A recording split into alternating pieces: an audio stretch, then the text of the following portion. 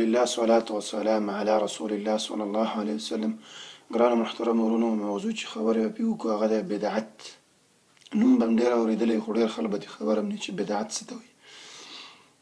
بدعت لغوي معنا دا ده یو نوی شی، لکه الله سبحانه وتعالی وایي چې بدیع السماوات، یو نوی شی، نوی ایجاد. په شریعت کې د بدعت دا معنا ده چې یو داسې عمل کول چې هغه رسول الله صلی الله علیه وسلم قرآن نه ثبوت نه وي او خلک د ثواب د لپاره کوي، نو دا به بدعت وي. لکه رسول الله صلی الله علیه وسلم وایي چې من احدث فی امرنا هذا ما لیس منه فهو رد. چا چې په دین کې یو کار وکړو چې هغه د دین نه د هغه ثبوتوالی نه نو هغه به رد دي. دا یې ځان سره وساتئ چې په دین کې یو نوی کار وکړو بغیر له دین نه. اوس بعضې خلک دې مونږ ته وایي چې رسول الله صلی الله علیه وسلم خو موټر نه دی چلولی، تاسو یې څنګه چلوئ؟ دا هم بدعت شو. نه، په دین کې موټر چلول څوک نه وایي چې دې کې ثواب دی. بایسیکل یا نور موبایل استعمالول دا څوک نه وایي چې ثواب دی. په دین کې یو کس کار کوي او هغه باره کې داسې فکر کوي چې دا د دین حصه ده او په دې کې اجر دی، نو دا به بدعت حسابېږي. دا بدعت دی. ساده معنی دا ده چې په دین کې یو کار کول هغه معنی دا نیت ساتل چې دې کې اجر دی، دا بدعت. دنیاي شیانو کې نه، بدعت په دین کې. څنګه رسول الله صلی الله علیه وسلم چې فی امرنا، په دین کې چې بدعت وکړو. بیا دا بدعت چې دی ټوله ګمراهي ده. بعضې وایي چې بدعت حسنه او سیئه. رسول الله صلی الله علیه وسلم وایي چې کل بدعت ضلاله، ټول بدعت چې دی ګمراهي ده. یو کس پکې راشي وایي چې نه حسنه هم پکې شته دی. شیخ الاسلام ابن تیمیه رحمه الله دې باره کې فرمایي چې فمن قال ان بعدها ليس بالضلاله فقد خالف الحديث.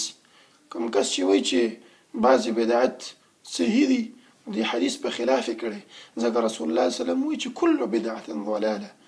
څوک بیا کېدلی شي چې دې ته وایي چې نه ښه بدعت هم پکې شته؟ نشته. ښه دین کې هره خبر چې هغه پوره شوې ده. الیوم دا دین چې دی مکمل دی، الله پې خپل مهر لګولی دی. څوک زیاتوالی پکې نشي کوی. دین کې څوک زیاتوالی نشي کوی. نو څوک چې یو عمل کوي او هغه د ثواب په نیت کوي او د قرآن او حدیث نه ورسره ثبوت نه، دا به بدعت وي. دا بدعت کله په عقیده کې عقیدتاً بدعت چې داسې عقیده یې جوړه کړي چې هغه اسلام سره کار نه وي. صوفیان شو، شیعاګان شو، خوارج، معتزله، دیوبندیان او فلانې ماتوریدي، اشعریه، چې د دوی د عقیدې په قرآن او سنت کې کوم دلیل نشته. عقیدتاً داسې دغه یې جوړه کړي. بعضې په عباداتو کې عبادات په داسې طریقه کوي چې هغه په اسلام کې نه. اوس بعضې خلک مونږ ته وایي چې دوی ذکر نه مني. ذکر خو زه تا سره منم، ولې نه منم؟ الله سبحانه وتعالی بار بار ویلي چې تاسو ما ذکر وکړئ، خو که په داسې طریقې ته کې چې هغه قرآن او سنت نه ده ښودلی، هغه د سره نه منم.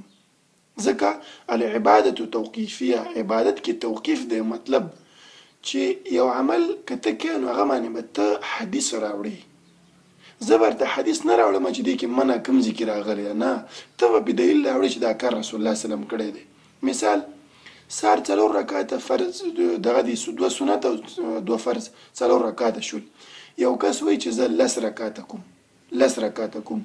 نو که هغه تا ته وایي چې دې کې منع کوم ځای کې راغلی، نو ستا جواب به حتما دی چې منع دا دی چې رسول الله صلی الله علیه وسلم نه دی کړی، چې نه دی کړی همدغه منع شو.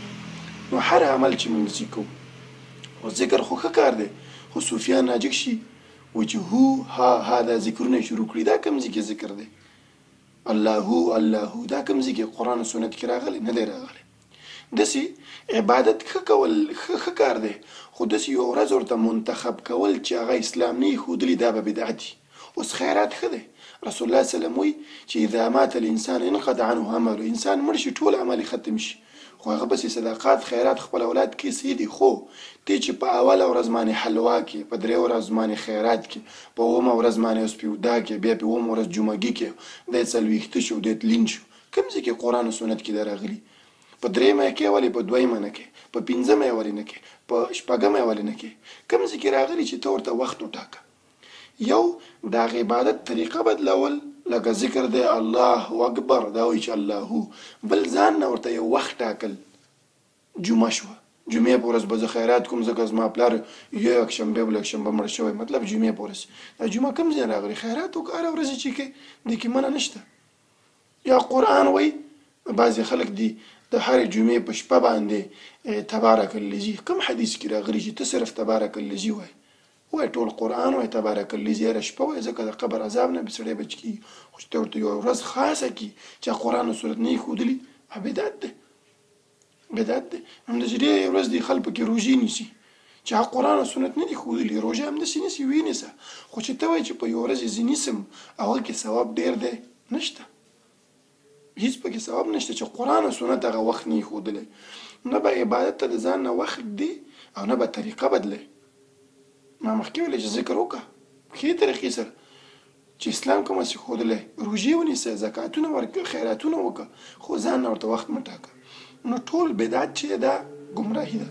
ځان نه به نوی شی یو کس نه کوي، الله او رسول ته به ګوري چې قرآن او سنت کې دا کار شته. بعضې خلک وایي چې عمر رضی الله عنه چې تراویح کړي دي، هغه څنګه چې هغه روایت کې راځي چې دا ډېر ښه بدعت دی. دې باره کې صحیح روایت شته چې رسول الله صلی الله علیه وسلم خپله تراویح په جمع کړي، دا بدعت نه دی. صحیح حدیث دی، دا په صحیح ابن حبان کې د جابر رضی الله عنه نقل دی، فرمایي چې صلی بنا رسول الله صلی الله علیه وسلم فی شهر رمضان 8 رکعات. رسول الله صلی الله علیه وسلم موږ ته په روژې میاشت کې 8 رکعات تراویح وکړي جمع سره. رسول الله صلی الله علیه وسلم خپله تراویح کړي. ما مخکې ویلې که نه چې یو بدعت لغوي دی، په لغت کې بدعت نه وی. عمر رضی الله عنه چې ویلې چې دا نعمه هذه بدعه، دا بدعت که څومره بدعت دی شرعي بدعت نه و، ځکه تراویح خو خپله رسول الله صلی الله علیه وسلم کړي دي، دا څنګه بدعت شو؟ او صحیح روایت د عمر رضی الله عنه نقل دی، فرمایي چې کل بدعة ضلاله، ټول بدعت ضلالت دی. وان رآها الناس حسنه، اگر که خلک ښه ګڼي نو ټول بدعت ګمراهي شو. عمر رضی الله عنه خپله وایي صحابي څنګه په دین کې بدعت او نوی کار وکړي؟ نه، هلته بدعت لغوي دی، لغت شرعي نه چې ما په دین کې څه ښایسته بدعت وکړه، رسول الله صلی الله علیه وسلم نه و کړی، ابوبکر نه و کړی، زه یې کوم. نه، عمر رضی الله عنه ډېر جلیل القدر صحابي و، په دین کې اذان نه خبرې نه کوي. دا تراویح خو مخکې ویل دی کې روایت شته.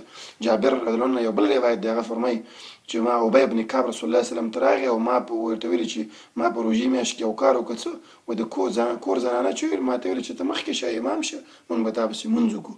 نو روژې میاشت کې رسول الله صلی الله علیه وسلم هغه ته وایي چې بس تراویح مې وکړي په جمع سره. رسول الله صلی الله علیه وسلم عمل دغه کړه، ردې پرې ونه کړه چې تا څنګه کار کړی دی.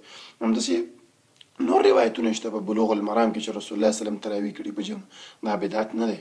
ما مخکې ویلي چې بدعت په دین کې یو کار کول چې رسول الله صلی الله علیه وسلم نه وی کړی، هغه به بدعت وي. رسول الله صلی الله علیه وسلم بعضې خلک وایي چې ته فلانی شی کوې او دا کوې، ما ویل نه، ته په بدعت معنا باندې پوه شوی. داسې یو عمل له وښیه چې هغه په دین کې مونږ کوو، ثواب یې ګڼو، چې رسول الله صلی الله علیه وسلم نه یې کړی، هغه به بدعت وي. بدعت څومره غټ جرم دی چې الله رسول یو کار نه دی کړی او تی کې، مطلب دا دی چې زه د الله او رسول نه ډېر ښه پوهېږم، ښه دې پوهېږم، صحابهو نه ښه پوهېږم، خیراتونه ورکوم، سخات چې کله شي دورې جوړې کوم، دا مې تا ته در بخلی، دا دې ما ته را بخلی، زه د رسول الله صلی الله علیه وسلم نه ښه پوهېږم چې هغه نه دی کړی، زه یې کوم. کله چې مړی وشي جوماتو کې کښېنم او دوا کوم، رسول الله صلی الله علیه وسلم نه دی کړی، الله نه دی ویلی، نو زه د هغوی نه ښه پوهېږم. داسې جمعګي او درې ورځې خیراتونه کوم، د رسول الله صلی الله علیه وسلم او صحابهو نه ښه پوهېږم. الله ذکرونه کوم، رسول الله صلی الله علیه وسلم نه ښه پوهېږم.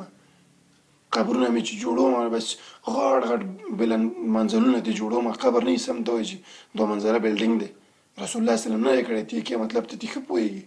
هر هغه کار چې الله او رسول نه دی کړی، هغه نه باید ځان وساتو. بعضې خلک وایي چې دا خلک یې کوي. نو نن سبا غټ دلیل دی چې خلک یې کوي. خلک یې کوي ته مه ګوره، خلک خو به ډېر کارونه کوي، نو ته به هم کوې. الله قرآن کې وایي چې اکثرهم لا یعقلون اکثرهم مشرکون، اکثریت مشرکان دي.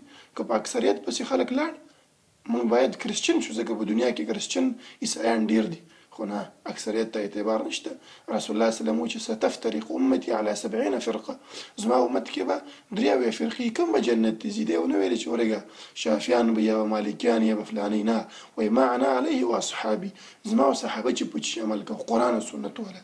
نو ځان د قرآن او سنت حاملین جوړ کړي او د مولایانو خبرو ته اعتبار مه ورکوي، ځکه بعضې مولایان د خپلو جیبو ډکولو لپاره خلکو داسې فتوې ورکوي چې بس نه یې کوئ، خیراتونه کوئ، زما جیب به هم کې غوړ یو، هغوی به یې هم ورکوي. څه پې وشو؟ بعضې خلک چې بس ورته وایي چې هلکه د خیرات په دې طریقه مه کوه ویې که خو په دې طریقه نه وایي ته وابي شي. مولایان د خلکو باندې وابي ټاپه ځکه لګوي.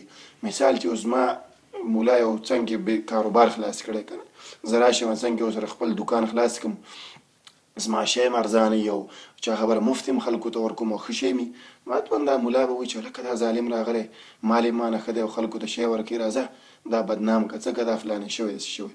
زمونږ هم دا کار دی خلکو ته دین مفت ورښیي او دوی په پیسو ورښیي تعویض باندې 1000 واخلي دم باندې دې 1500 واخلي دین یې ورته کاروبار جوړ کړی نو بس مولایان هم وایي چې والله دا خلک وابیان مطلب ده چې بس خلکو ته سوي دین باندې.